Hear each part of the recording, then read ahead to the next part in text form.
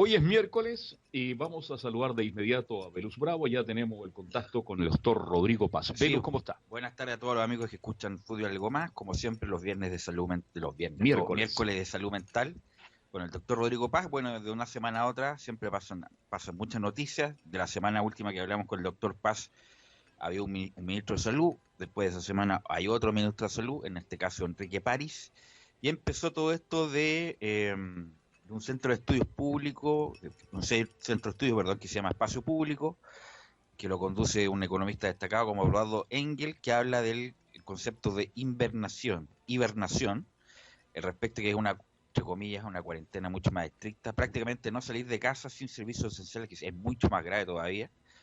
Eh, Así que eso lo vamos a hablar con el doctor Paz. Y además, tenemos que decirle al doctor Paz que todo lo que ha dicho él hace 2 meses, y no es porque esté con nosotros, Sí. aunque nosotros siempre en otros temas obviamente estamos en desacuerdo, pero en este tema, lamentablemente por las proyecciones que se han dado, le ha pegado medio a medio, desde marzo que el doctor Paz está con nosotros en este nuevo ciclo, y desafortunadamente para la salud de los chilenos y para la vida de los chilenos le ha pegado medio a medio con sus proyecciones, con su visión, y así que bueno, darle la derecha al doctor Paz por lamentablemente porque le pegó Exacto. al callo. Así Ojalá que, se fuera equivocado. claro, ojalá se hubiera equivocado, pero No se equivocó. lamentablemente estuvo en lo cierto desde el primer momento. Así que bueno, ¿cómo está, doctor? Buenas tardes. Hola Velus, hola Carlos Alberto, César Hola, Navarrete en los controles y a todos los auditores. La verdad que siempre desde marzo que estoy previendo lo que para mí, y no solo para mí, yo creo que hay mucha gente haber dicho de otra manera, no hay que ser un experto saludista, ni un experto en manejo de datos, ni en epidemiología. Basta, ni siquiera hay que ser médico, ni científico. Bastaba con leer la información básica sobre el grado de contagiosidad de este virus, cómo se transmitía, entender, ¿no es cierto?, la importancia que tenía el factor climático para modular la letalidad, y el factor hacinamiento, miseria, pobreza, para modular la mortalidad, para saber que era imposible que en Chile no ocurriera lo mismo y peor de lo que había ocurrido o estaba ocurriendo en ese momento en el hemisferio norte, en España, en Italia, en Inglaterra, en Bélgica. Si no hacíamos lo que esos países no hicieron, que fue primero cerrar fronteras, luego obligar a cuarentena absolutamente estricta a todos los que ingresaran al país, luego identificar a los casos autóctonos de gente que se contagiara en Chile, estando en Chile, y a sus contactos y ponerlos rápidamente en cuarentena. En fin, que si no se hacía eso, que no se hizo, era evidente, era imposible que no ocurriera lo que hoy día ya se desata. Por lo tanto, les agradezco el reconocimiento, pero de verdad que no siento ningún orgullo intelectual, por decirlo así, porque creo que de verdad esto era, y de hecho algunas pocas voces, muy pocas, desgraciadamente en mi gremio, de la medicina, advirtieron de esto también. Quizá por mi historia con el Ministerio de Salud y otras cosas más, fui quizás más enérgico que otros en decirlo, pero bueno, estamos ya en esto. Yo creo que ahora la pregunta es cómo podemos salir de esto, ¿no es cierto? Y para eso hay que volver a situar las cosas en lo que estamos, ¿no? Y quiero volver de nuevo a los datos, ¿no? El día de hoy... Doctor, antes que entre a los datos, ¿qué le parece el cambio de ministro? ¿Nos puede favorecer en algo, sí o no? Bueno, justamente esa es la gran pregunta que quiero responder hoy día, y voy a adelantar la respuesta. Y luego, a partir de la respuesta que voy a adelantar, voy a intentar fundamentarla. De hecho, lo que quiero plantear hoy día, la esencia de lo que quiero plantear hoy día es que, en mi opinión, profesional, como médico, como postdoctorado en neurociencias y un médico con formación científica, como ex profesor de bioética y cofundador del Centro de Bioética de la Universidad Católica. Desgraciadamente no tengo la menor duda, y voy a tratar de fundamentar de que mi colega, el doctor Enrique París, a quien conozco bastante de cerca, diría yo como estudiante de medicina y luego como interno de medicina, en mi rotación por el internado de pediatría, tuve contacto estrecho con el doctor Enrique París. También con el doctor Pablo Vial, que vivía en otra universidad, en ese tiempo estaba en la Universidad Católica, lo acompañó de hecho en una conferencia de prensa ayer.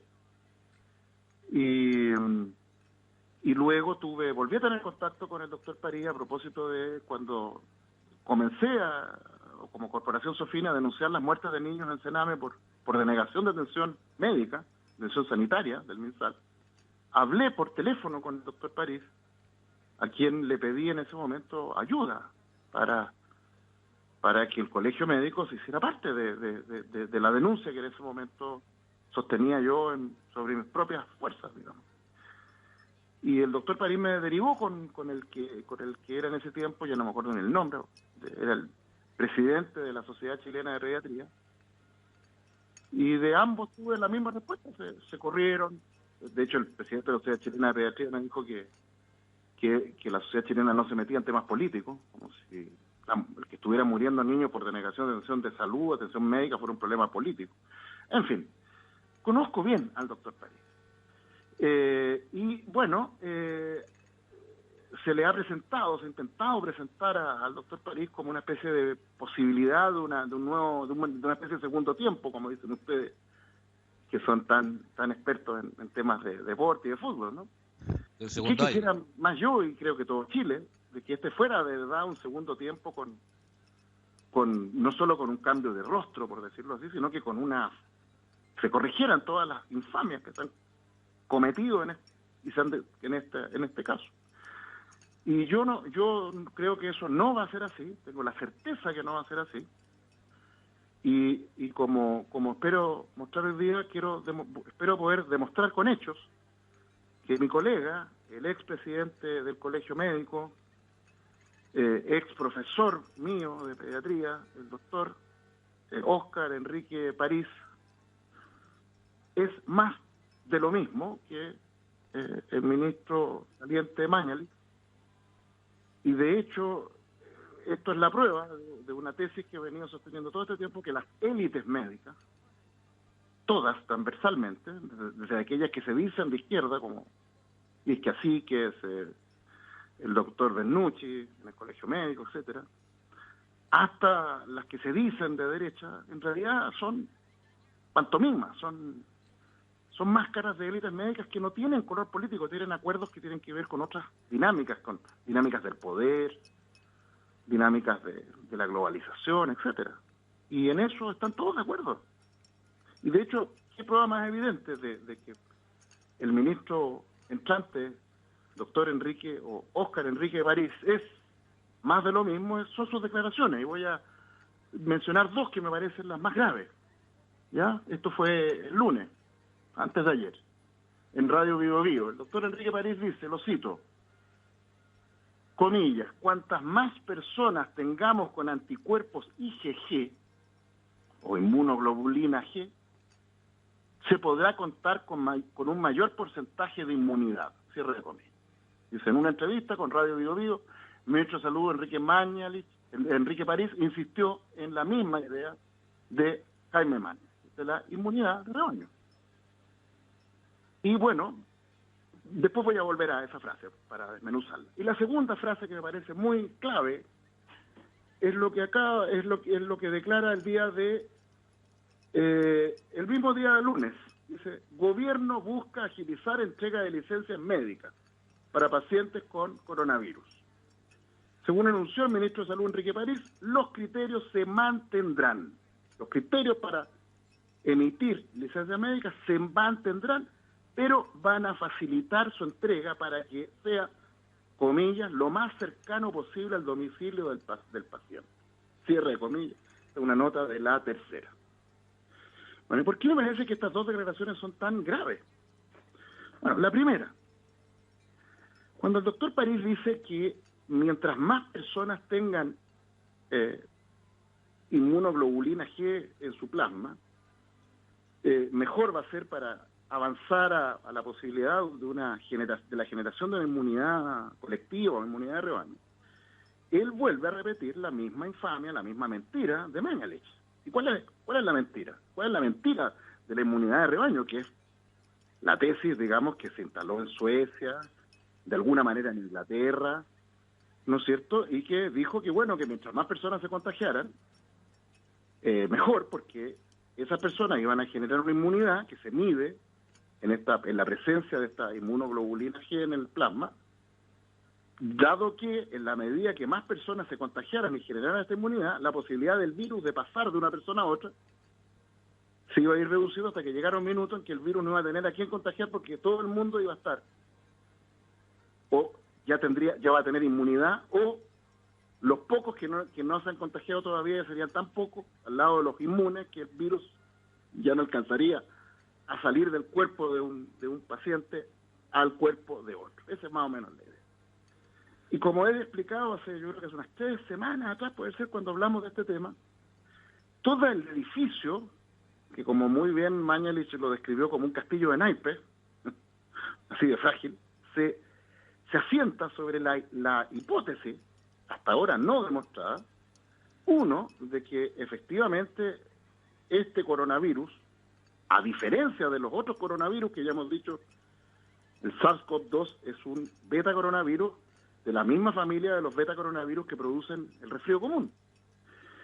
Y la tesis de la inmunidad de rebaño descansa en el supuesto de que, a diferencia de los beta coronavirus que producen el resfrío común, este beta coronavirus va a producir una inmunidad intensa, masiva y suficiente y prolongada como para evitar que ocurra lo que ocurre con los otros beta coronavirus, que resulta que producen una inmunidad o no producen inmunidad, o producen una inmunidad débil, o cuando producen algún grado de inmunidad, esta no dura más de 3-4 meses, y por eso es que nos contagiamos con los mismos beta coronavirus todos los años.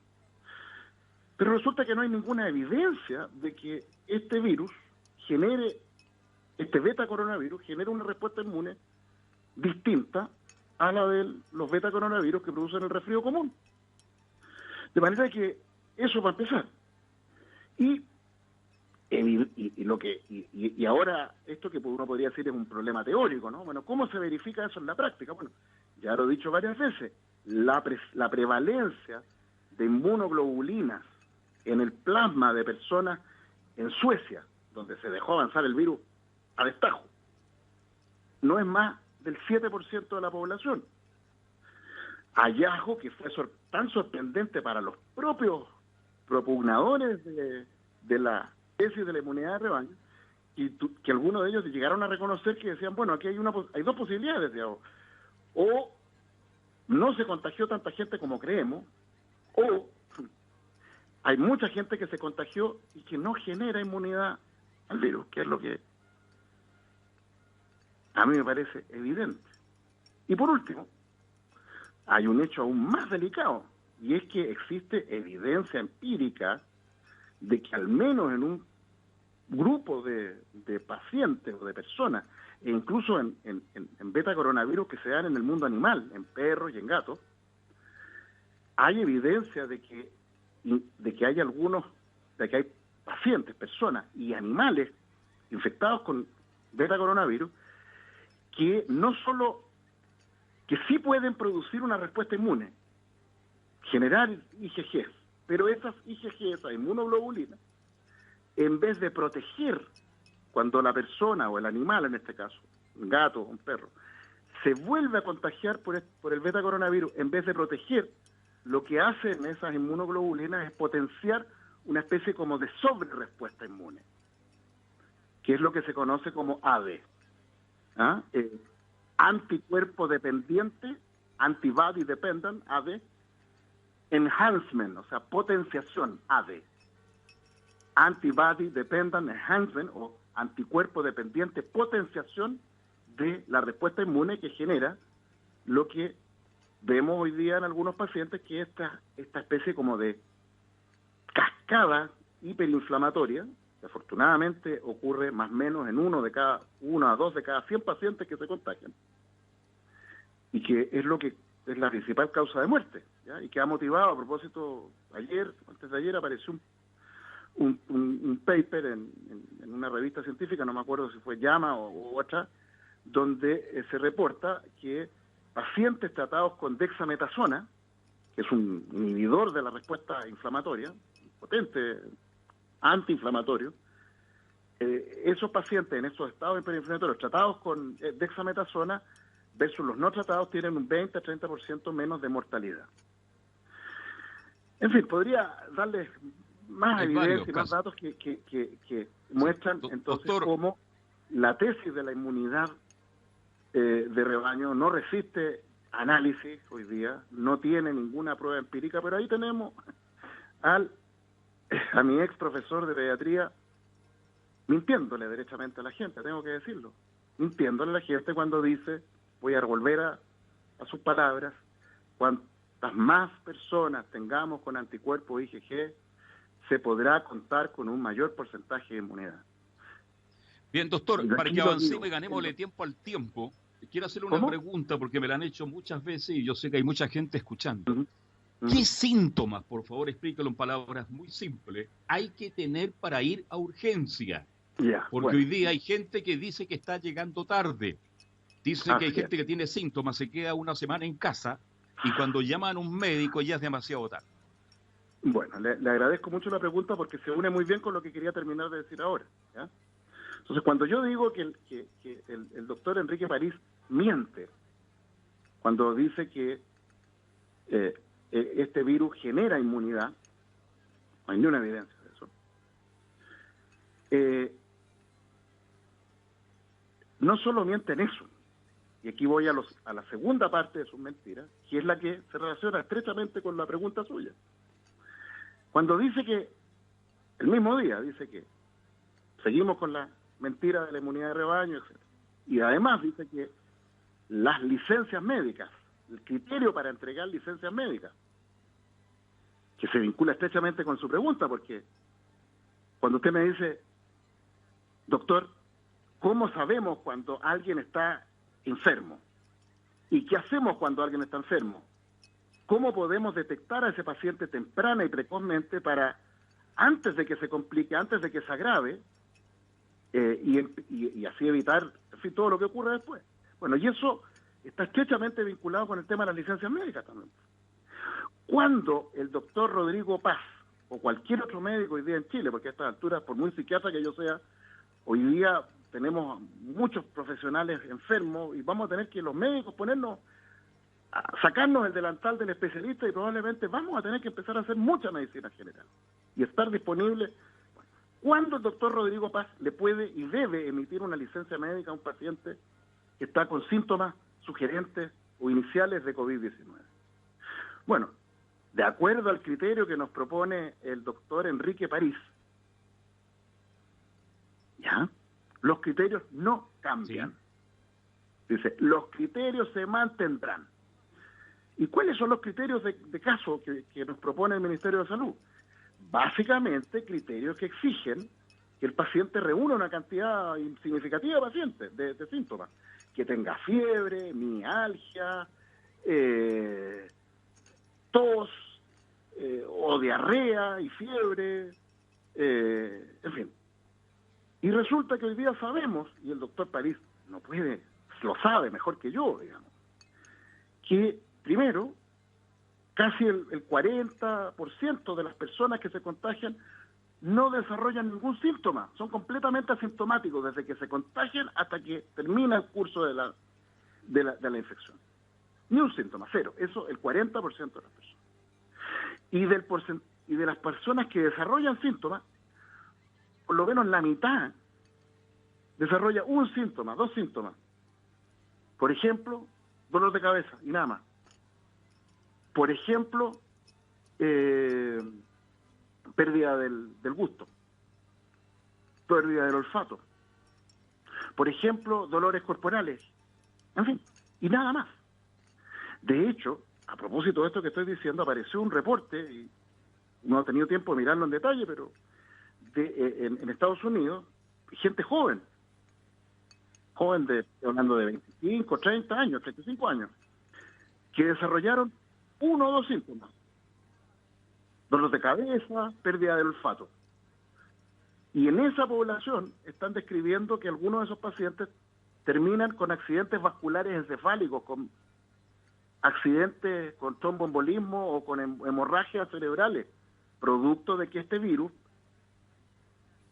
acuérdense lo que les he dicho siempre, ahí está la fase infecciosa, hay una fase pulmonar que puede ser subclínica y hay una fase hiperinflamatoria, en la cual, entre otras cosas, se produce micro y coagulación de los vasos, y hemorragia, y trombosis, etcétera. Entonces, el gobierno sigue negando eso. Entonces, sigue diciendo que la definición de caso supone reunir una cantidad de síntomas que arbitrariamente ellos definen como los que son requisitos para hacer el diagnóstico. Pero lo que es peor de eso, que ya eso es grave, pero lo que es más grave es que el gobierno insiste, y París, el doctor París, que a esta altura el doctor tiene cada vez menos, debo decirlo, el médico tiene cada vez menos, le dice al país que el criterio para poder sostener una licencia médica por 14 días, que es lo mínimo que necesita un paciente infectado, sea asintomático o asintomático, es que ese paciente tenga una PCR que confirme el diagnóstico. Dicho de otra manera, vuelve Enrique París a mentirle al país con la falacia, con la infamia de que es requisito esencial para poder certificar que una persona se contagió, la famosa PCR positiva, cuando ya lo expliqué la semana pasada, pero voy a tener que volver a decirlo. Existe abundante evidencia, y de hecho ya la semana pasada expliqué como 3 expertos de Harvard lo comentan en nada menos que la revista The New England Journal of Medicine, la cantidad de falsos negativos de la PCR, de este examen, ¿no es cierto?, es de un 30 a 40%. Y a propósito de eso, hoy día quiero complementar esto que informé la semana pasada, a propósito de una charla, una conferencia que se dio en Chile. No recuerdo quién lo organizó, pero me mandaron algunas de las diapositivas de esta presentación donde expertos, biólogos moleculares y tecnólogos médicos revisaban la literatura científica sobre el uso de la PCR. Y para aquellos que les interese, la diapositiva está en mi sitio Facebook, Rodrigo Daniel Paz Enrique, donde muestran una cosa que yo no dije la sesión pasada, pero que está implícito en lo que dije, pero ahora la quiero explicitar. ¿Cómo se mide la tasa de la sensibilidad, la tasa de falsos negativos del test PCR? Bueno, lo que no dije la semana pasada es que la tasa de falsos negativos del PCR es función del momento en el que se hace el test. Imaginen ustedes, yo tengo la imagen aquí al frente mío, pero imaginen ustedes que esta es como una campana, ¿ya? Donde cuando la persona se contagia y está todavía incubando la enfermedad, y eso puede variar 3, 4, hasta 5 días, ¿no es cierto? En ese periodo está contagiado, la tasa de falsos negativos es altísima, de casi un 100%. Luego empieza con algunos síntomas. Puede ser todo o puede ser simplemente dolor de cabeza. Y si usted le hace un test hasta el día 5, la tasa de falsos negativos es más o menos de un 30-40%. Pero si usted le hace el examen al 6º, 7º, 8º día, llega un minuto en que la tasa de falsos negativos es casi un 5, un 10%. O sea, ahí tenemos el test en su máxima gloria y majestad, por decirlo así. Pero luego de ese pic, que es al 7º, 8º día de estar sintomático, empieza a caer de nuevo la sensibilidad empiezan a aumentar los falsos negativos hasta un momento en el cual a las 2 semanas vuelve casi al 100% de falsos negativos. ¿Y eso por qué es tan relevante? Bueno, eso es relevante porque hasta el día de hoy el Ministerio de Salud y Enrique París insisten en que para que un fallecido sea contabilizado como fallecido COVID-19, tiene que tener una PCR positiva. Y si ustedes miran esta gráfica, es evidente que van a haber cientos y miles de fallecidos por COVID-19, que si se les hacen test PCR cuando llevan 10 días enfermos, les va a salir, la mayoría van a salir falsos negativos. Doctor. Entonces, es muy grave todo esto que está pasando, Carlos Alberto. Sí, doctor, bueno, ya vamos a ir a la pausa, pero después de la pausa quisiera hablar con usted de la embarrada ya está, ya, no hay nada que hacer, no podemos devolver el tiempo hacia atrás, qué es lo que puede venir hacia adelante con todos estos conceptos, entre comillas, nuevos para afrontar lo de la pandemia, la cuarentena más rígida, la invernación, todo eso, doctor, a la vuelta de la pausa, César Navarrete. Muy bien.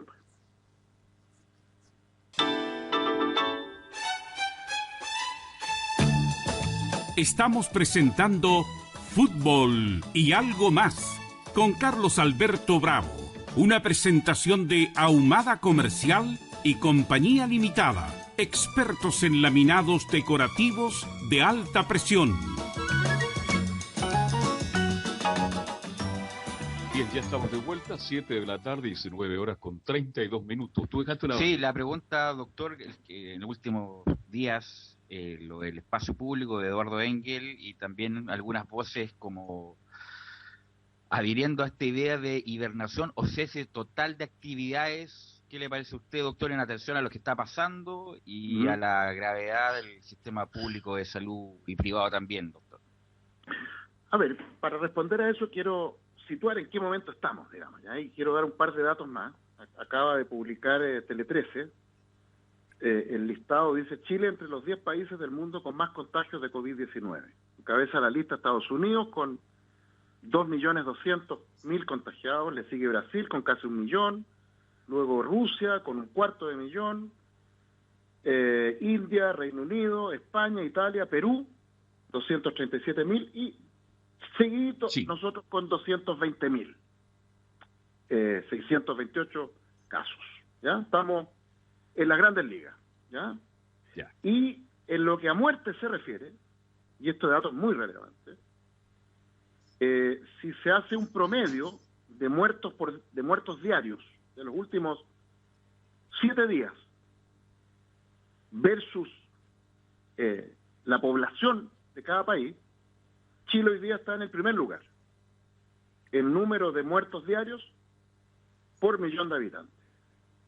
El dato que tengo acá al frente mío es Chile con 8,22 muertos por millón de habitantes promediando en la última semana.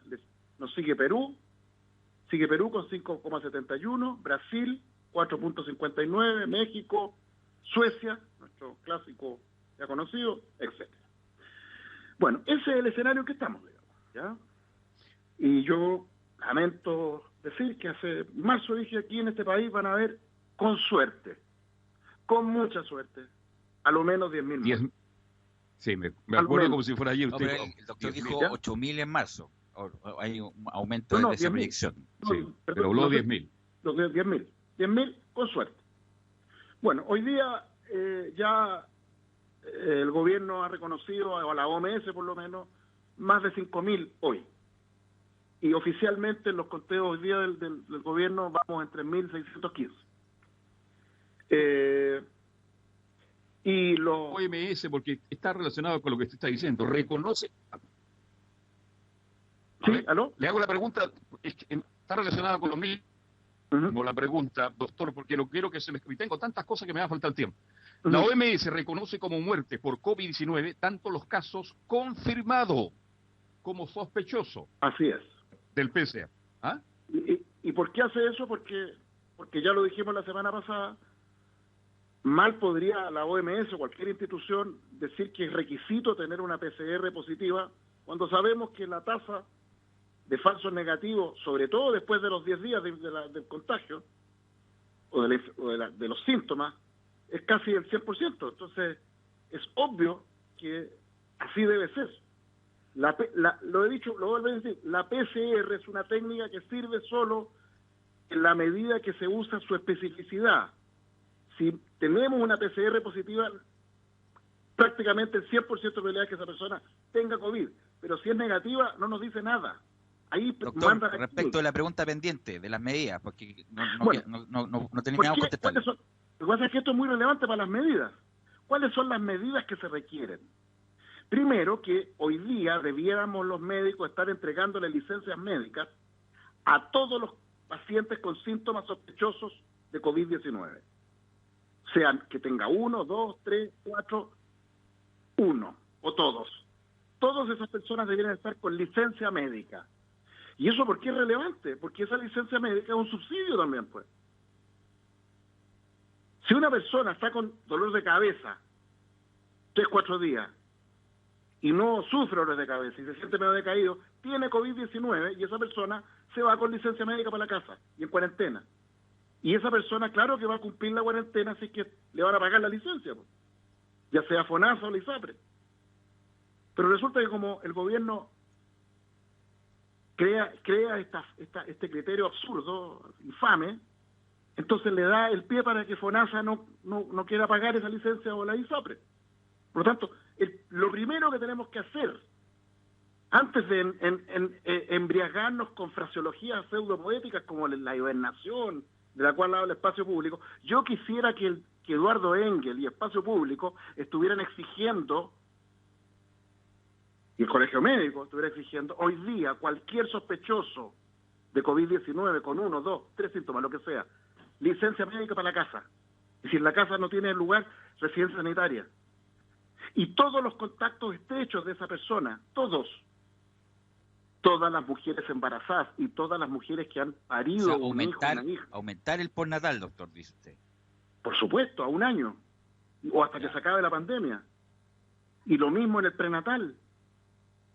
Mire, hoy día tengo una paciente mía, una enfermera que trabaja en una clínica bien en Pingorotá, que está dando la pelea para defender, que además está deprimida, está genuinamente deprimida.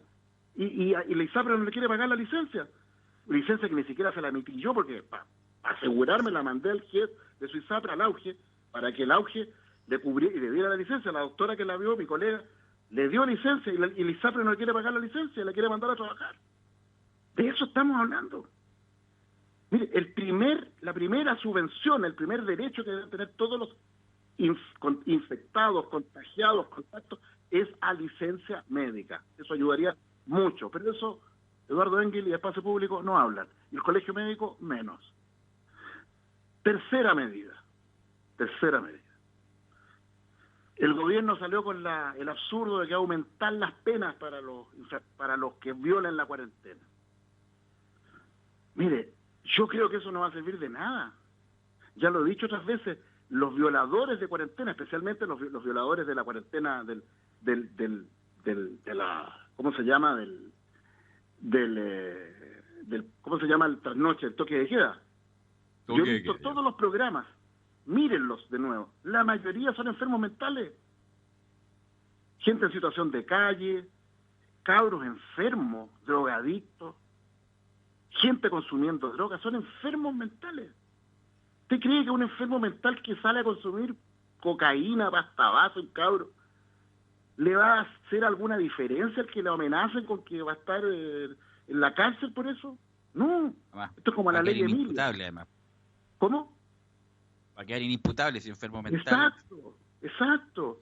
Esto es como la ley Emilia, que se creó esta farsa de que si se aumentaban las penas a los conductores alcohólicos, iban a dejar de tomar. Si los alcohólicos no, los enfermos mentales no obedecen a eso, se requieren otro tipo de intervenciones. Pero ahí están con la tonterita de que aumentando las penas se va a resolver algo. Y por otro lado tenemos a toda la prensa, desgraciadamente, yo veo toda la prensa, desde pseudo izquierda hasta pseudo derecha, todos diciendo que el gran problema es que la gente es irresponsable. Cuando sabemos que la mayoría de la gente que vulnera la cuarentena son gente que cuentan con permisos falsos tramitados por sus empresarios, o personas que sin tener un puesto de trabajo salen a machetear. Y eso es la mayoría de los que violan la cuarentena hoy día.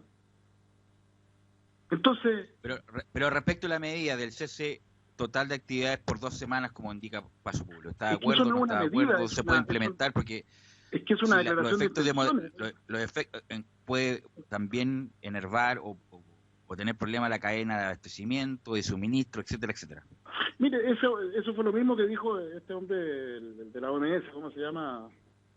Se me olvida el nombre ya, el argentino. Que es veterinario. Sí. Tenemos un veterinario, ni siquiera es médico. Bueno, un veterinario es argentino, se me va el nombre. Es lo mismo que decía, que el riesgo de las cuarentenas. Mentira, Pamplina. A ver, mire, déjeme decirlo de esta manera. Yo estoy en cuarentena, pero tengo mi permiso para venir a trabajar a mi consulta, donde no hago venir a nadie a mi consulta, hago teletrabajo, y claro que mi trabajo es un trabajo estratégico, porque resulta que si yo no estuviera recetando y medicando a toda esa gente, entregando medicamentos, esa gente estaría descompensada y violando cuarentena por estar descompensado, enfermo, etcétera, ¿me sigue? Sí. Bueno, ¿usted lo podría hacer desde la casa, por ejemplo, doctor? ¿Lo mismo que está haciendo? ¿Lo podría hacer desde la casa, lo que está haciendo? No, porque tengo las fichas clínicas acá, tengo las fichas, básicamente, la razón principal. Y además, ocurre que todavía el gobierno no ha implementado algo básico. Mire, para que entiendan lo grave de esto. El día de ayer, Álvaro Sangüesa, el colega de ustedes periodista, ex Megavisión, me invitó a un programa que tiene online, ¿ya? ¿Sí? Bueno. Es muy conocido, bien, adelante. ¿Perdón? Sí, no, adelante, que es muy conocido nuestro. Álvaro Sangüesa me invitó a un espacio que tiene de una especie de streaming, donde, bueno, a propósito de ese programa me contactaron 2 personas, una de Valparaíso, voy a dar su nombre de pila, Elena, y otra de acá de la Florida, Carolina. Las 2 se quedaron sin clonazepam, porque ocurre que el consultorio de atención primaria, donde lo tenían normalmente, está dedicado a puro COVID y se olvidó que existían ellas 2. Y resulta que las 2 están con crisis de angustia, porque si usted le suspende el clonazepam a un paciente que lo toma por año, eso genera un cuadro que puede incluso provocar la muerte. Bueno, resulta que el gobierno todavía no implementa un sistema donde el doctor Rodrigo Paz pueda emitirle una receta, tomarle una foto y mandársela por WhatsApp a esas 2 personas, una en Valparaíso, de tal manera que no tenga que venir a buscar la receta para presentarla en la farmacia. Mire, y usted comprenderá entonces que tengo que estar en la consulta entonces porque mañana, de hecho, va a venir un tío de Carito a buscar la receta. Y logramos ubicar una prima de Elena que vive en Valparaíso, que de hecho después que termine este programa tengo que hablar con ella para que yo le voy a hacer la receta a nombre de la prima para que la prima compre el clonazepam acá y se lo mande por Chile Express a Valparaíso, a un cerro en Valparaíso.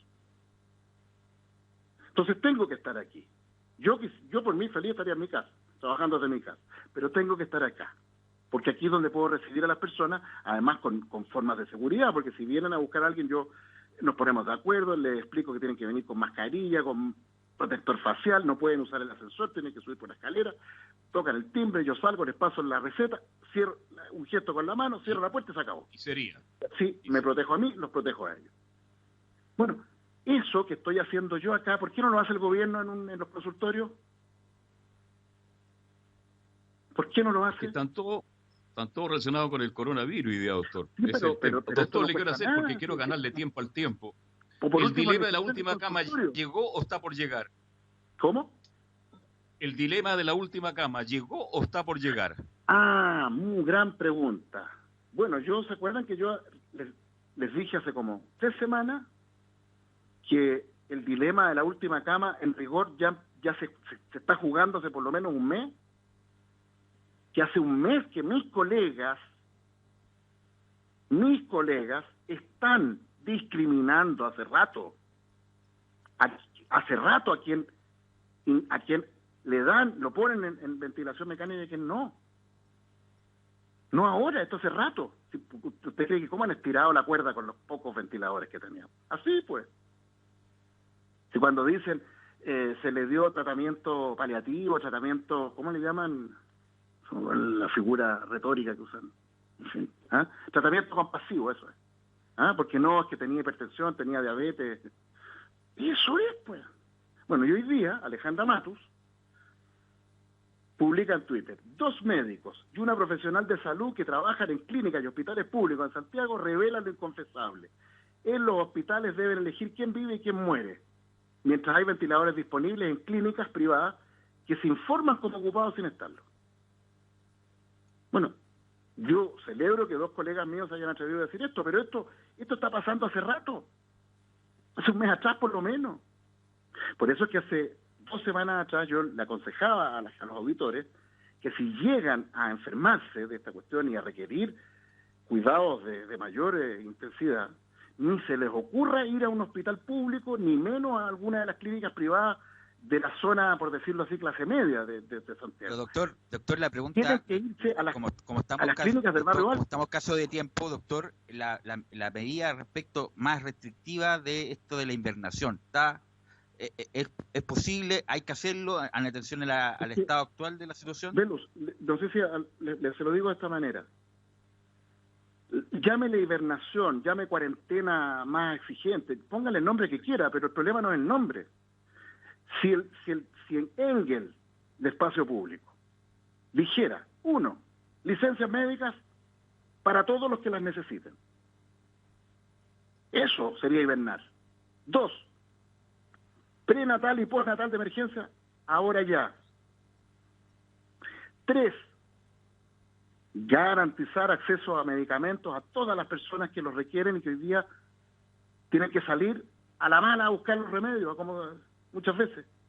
4, castigo no a las personas, sino que a los empresarios que están usando malamente los permisos y salvoconductos y etcétera, obligando a la gente más humilde de este país a salir a trabajar. 5, la medida que implementó recién ahora el gobierno de aumentar el presupuesto de emergencia. Sí. No basta con aumentar el presupuesto, hay que hacérselo llegar a la gente. Mire, esta señora, Elena, la señora Elena de Valparaíso, me decía, mire doctor, estoy inscrita para recibir la caja de alimentos y llamo todos los días a la municipalidad y no me llega. La señora Elena vive con la pensión básica solidaria, creo que son como 113 lucas. Y con su hijo cesante de 34 años al lado, la misma casa. De eso estamos hablando. No, pero en el sentido, está bien, es un par de medidas que van en atención a lo mismo, pero en el sentido de paralizar el país, de que prácticamente nadie se mueva por a lo más 2 semanas. Bueno, o sea, prácticamente... Dígale eso a que Engel pida hibernación no solo en la región metropolitana, porque pide hibernación en todo el país. ¿Usted ha escuchado a Engel hablar de que necesitamos poner a hibernar la 8ª región entera? Entonces están disparando los casos y dentro de poco vamos a tener, así como región metropolitana, la guerra de Santiago, ahora tenemos la guerra de Valparaíso, Viña del Mar, viene la guerra de Concepción y todas sus comunas aledañas, el Ñuble, Maule, pero no. Entonces yo lo que veo son ejercicios retóricos, donde Engel hace como que es oposición. No, pero Engel, doctor, no es médico, es economista, tiene un centro de estudio y lo le nota que es economista. Respecto de esta, entre comillas, centro de estudios, qué sé yo, bueno, sobre todo que se abocan a la economía y a la sociedad, era como primera vez que alguien de ese estilo lo manifiesta, independiente del detalle.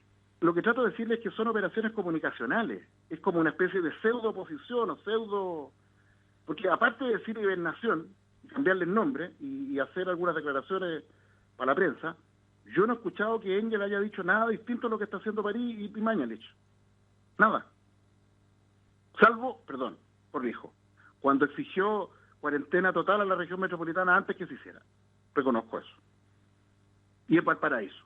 Pero el resto de esta región, Ñuble, Maule, el norte de Chile, nada. De interpelar al empresariado que hoy día usa malamente los permisos para sacar a trabajar a la gente a la mala, nada. De postnatal y prenatal de emergencia, nada.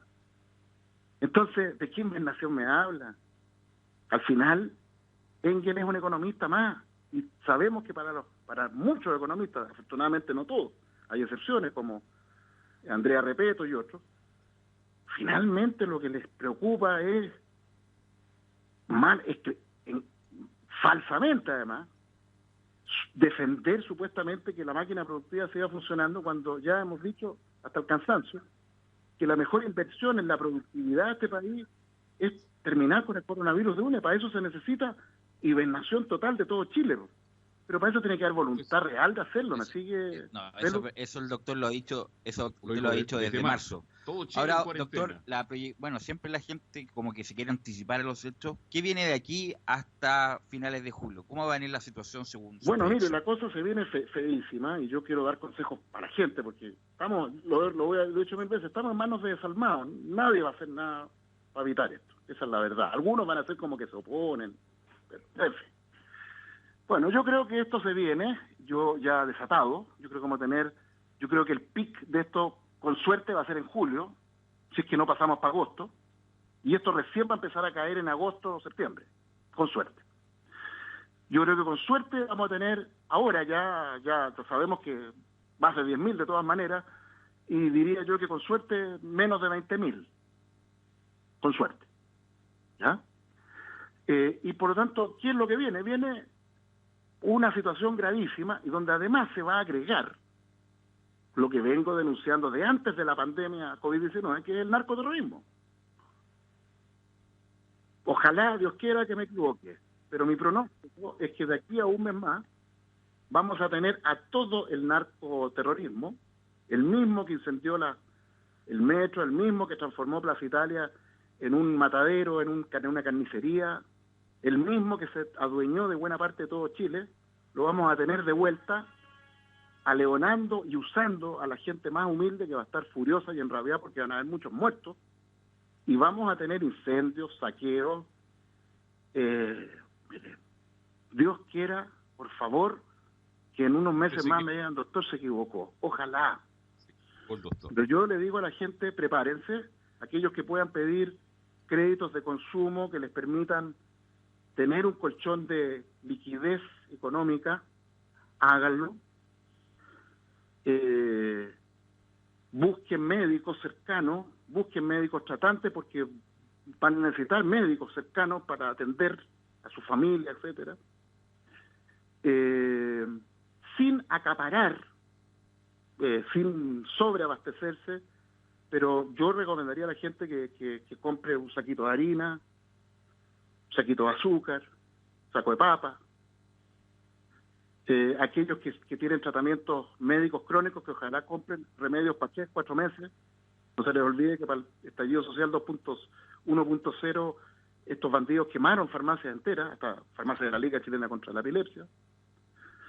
Aquellos pacientes que puedan ingresar al auge, de hecho yo estoy ingresando al auge a los pocos pacientes míos que no están ingresados al auge, la mayoría de ellos los he ingresado hace rato, pero hoy día de hecho me llamó una paciente que hace con más de un año que no la veía, y lo primero que le dije, tiene que ingresar al auge. Para que así, porque van a venir tiempos muy duros en lo económico. Y cada peso que podamos ahorrar en que en vez de nosotros comprar el remedio, la ISAPRE o FONASA, al consultorio de nuestra va a ser un regalo. Se vienen tiempos muy, muy duros, muy terribles, insisto. Ojalá Dios quiera que esté absolutamente equivocado. Los hechos muestran. No, la economía es un hecho, doctor, va a ser duro ahora y va a ser después de la pospandemia. Cuando hablo de la economía estoy hablando de narcoterrorismo. Estoy hablando no solo de las consecuencias obvias, como usted bien dice, que son lógicas, no hay que ser adivino para saber que esto viene una recesión brutal, infame. No, estoy hablando de agréguele a la recesión infame narcoterrorismo. Estoy hablando de incendios.